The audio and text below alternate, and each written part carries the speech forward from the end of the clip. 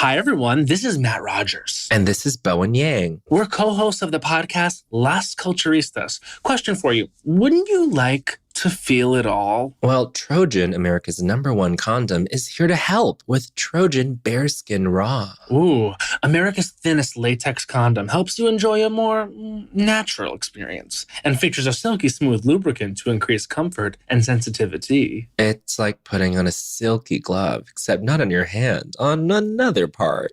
You know the part. And if you don't, ask your mom. Pick up some Trojan Bearskin Raw condoms. Triple tested and trusted for over 100 years. Trojan, feel your best. Get yours on. Welcome to Scary Time by Indie Drop-In Network. Each week we feature an episode from the best independent creators. Subscribe for great scary content. If you would like to help Indie Drop-In support indie creators, you can buy us a coffee. Just go to buymeacoffee.com/indie drop-in or click the link in the show notes below. Today's episode is from the Night Terrors podcast. I really think you're going to love this one. It's a speculative fiction narration podcast that tells scary stories from independent authors. It's a lot of fun. Don't forget to check out the show notes for links to subscribe and follow on social media. Enjoy the show. Begin. Hey guys. This is Dana Tyler Bolton, creator and narrator of the Night Terrors podcast. We're so pleased to have you as our listeners. Today, we're bringing to you 2 separate stories from 2 wonderful authors. Our first story is called Dear Theodore by user SpiritVoice, and it tells the tale of that monster under your bed and how sometimes he cares maybe just a bit too much. Enjoy. Dear Theodore, I am the monster hiding under your bed. Personally, I think monster is a bit of a harsh word. But that's what you call me, so that's what I choose to go by. To make it clear though, I go by many names beyond you. Night Stalker is one. The Shadow Man is another. I think I also may have accidentally started a few legends without meaning to. Would you believe that Bigfoot may have just been me taking a stroll through the woods? Truly, depending on who sees me, any human can imagine something different. So far, I like your imagination the best. As I'm writing this, you're 6 years old. For all 6, I've been under your bed. I followed you from the NICU and listened to your crying all the way home from the hospital. I admit that the crib was harder to squeeze myself under, but I managed. I'm grateful you've since upgraded to a big boy bed. It's a lot easier on my back. As you've grown, you leave the house more and more. I'd forgotten that children go to school so young until I heard you return, excitedly rambling to your ignorant parents about the things you'd learned. Mrs. Thomas sounds nice. From what you say, I approve of her. For now. Anyone can sound nice coming from you, though, because you tend to see the best in people. It's a quality that gives me hope. The world needs more people with infinite optimism like yours. And you can quote the big scary night monster on that. In fact, you even try to find good things in me. When the moon casts a hideous mix of shadows and light into your room, and the fear of my very presence makes you tremble, I hear you whisper to me, I'm scared. Are you scared too? it's clear that you don't know who you're talking to. To you, I am nothing but a nameless creature, with no aim or purpose, just an undetermined maliciousness. You don't even seem to know what I would, hypothetically, do to you, should you fall asleep while I'm around. In the daytime, you think you're safe from me. Do you think shadows simply disappear, little one? If I wanted to hurt you, I would. You drew me once, when you were 4. The crumpled paper ended up under the bed with me. You've never truly seen me. Your art skills were underdeveloped, to say the least. So of course there were a few inconsistencies. Your illustration depicted a haphazard gray scribble with pointed teeth and horns and too many claws to count. Almost like a sickly, demonic porcupine. I couldn't help but be amused when I saw it. I won't say you were completely wrong. I suppose I mention all this because I know that you know nothing about me. But I know so much about you. In fact, I'd like to think that I know you better than you know yourself. I know that you don't like vegetables, but will eat any fruit placed in front of you. I know that your favorite cereal is Reese's Puffs, even though you rarely get to eat them.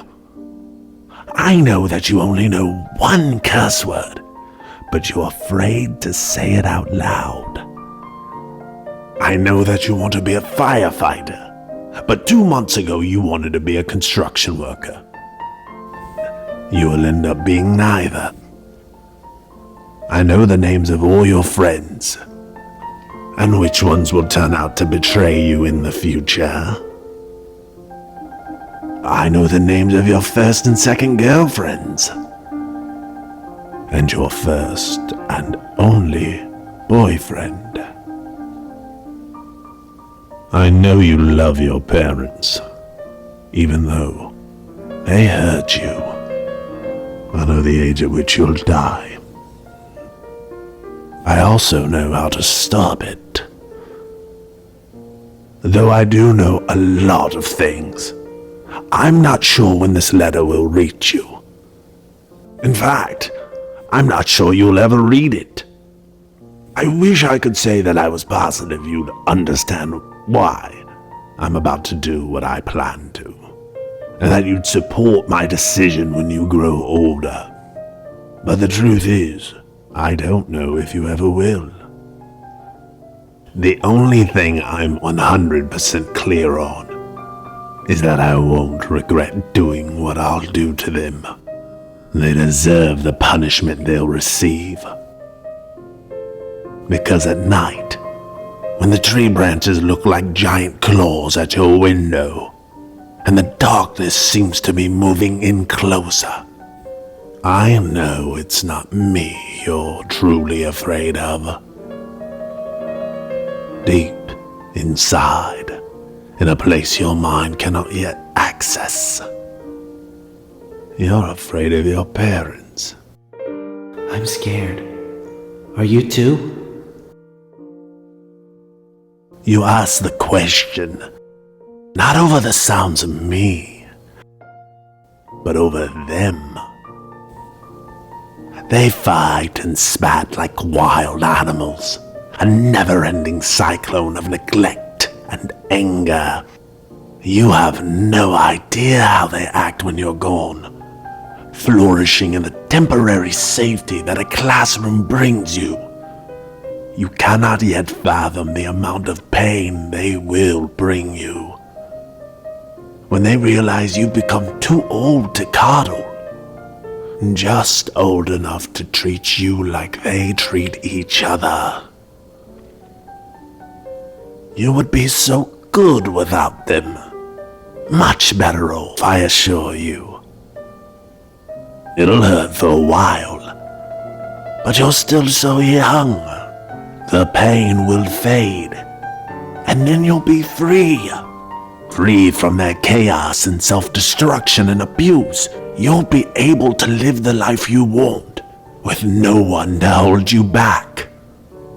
One day, if you read this, you'll understand why I took them away from you. And I hope, then, you'll thank me. The nightmares of your parents' blood will slowly fade into a background hum replaced by that endless optimism I know you hold so close. And when that day comes, I hope you realize that I care for you more than they ever did.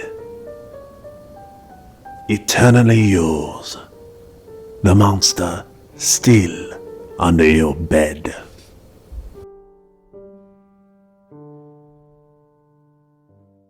For our second and final story, we bring to you Pale Luna by Mikhail Honoridez. And in it, we follow our narrator, who gives us a little history about how software development first began, and how a community sharing wholesomely their productions can sometimes have a bit more of a sinister edge. Enjoy.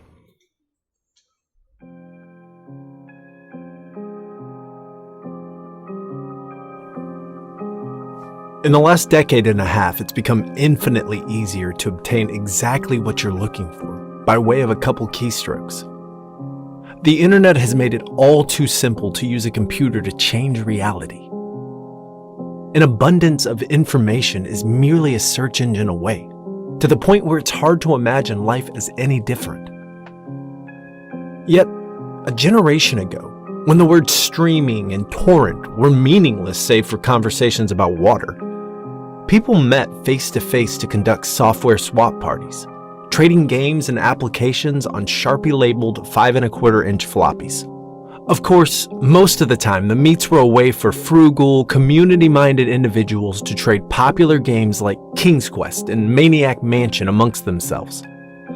However, a few early programming talents designed their own computer games to share amongst their circle of acquaintances, who in turn would pass it on until, if fun and well-designed enough, an independently developed game had its place in the collection of aficionados across the country. Think of it as the 80s equivalent of a viral video. Pale Luna, on the other hand, was never circulated outside of the San Francisco Bay Area. All known copies have been long disposed of. All computers that have ever run the game now detritus buried under layers of filth and polystyrene. This fact is attributed to a number of rather abstruse design choices made by its programmer. Pale Luna was a text adventure in the vein of Zork and The Lurking Horror, at a time when said genre was swiftly going out of fashion. Upon booting the program, the player was presented with a screen almost completely blank, except for the text. Dash, you are in a dark room. Moonlight shines through the window. Dash, there is gold in the corner, along with a shovel and a rope. Dash, there is a door to the east. Dash, command, question mark. So began the game that one writer for a long out-of-print fanzine decried as enigmatic, nonsensical, and completely unplayable.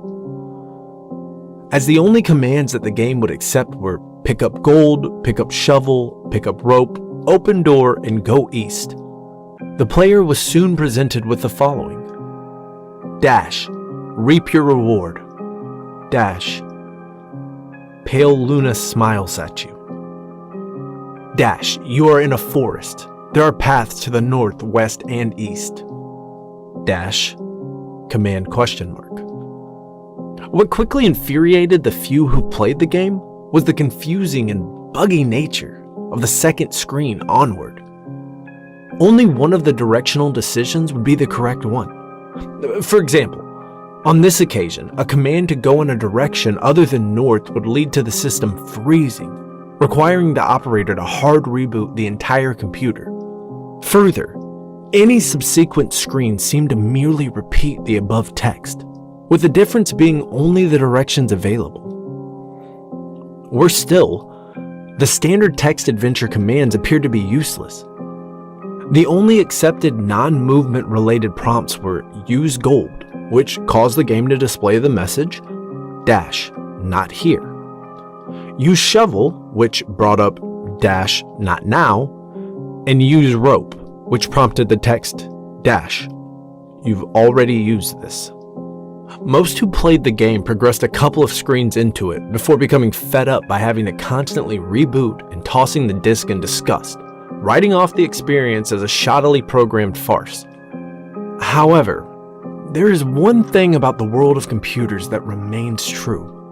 No matter the era, some people who use them have way too much time on their hands. A young man by the name of Michael Nevins decided to see if there was more to Pale Luna than what meets the eye.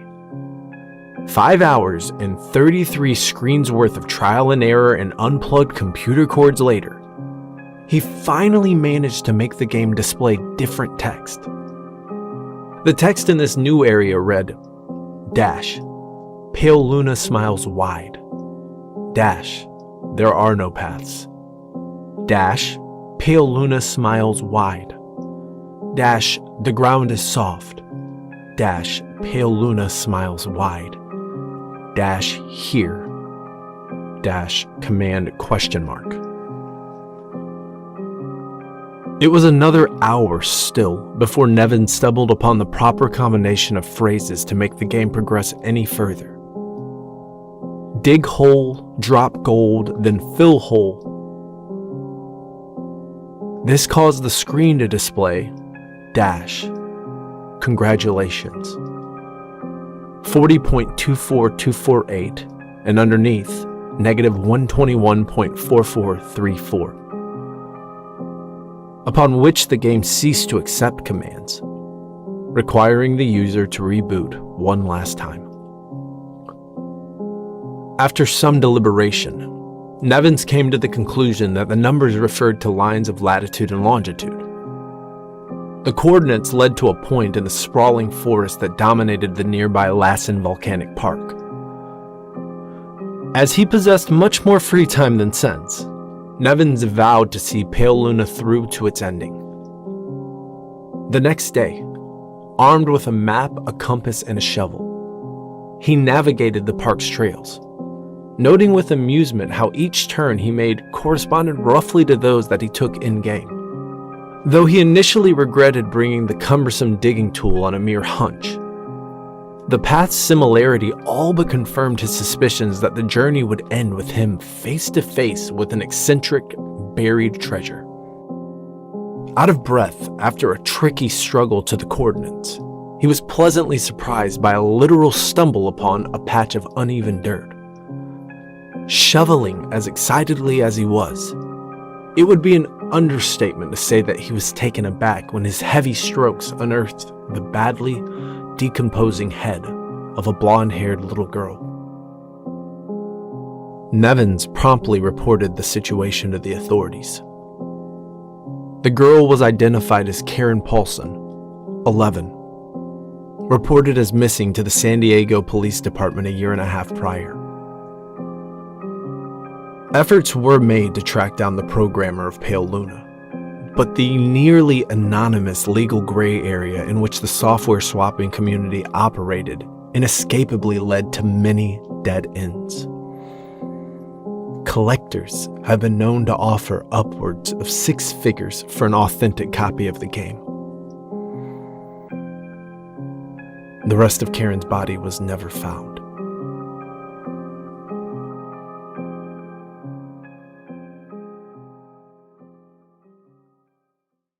And with that, we conclude this episode of the Night Terrors podcast. I'm Dana Tyler Bolton, creator and narrator for the Night Terrors podcast. We hope you enjoyed these stories.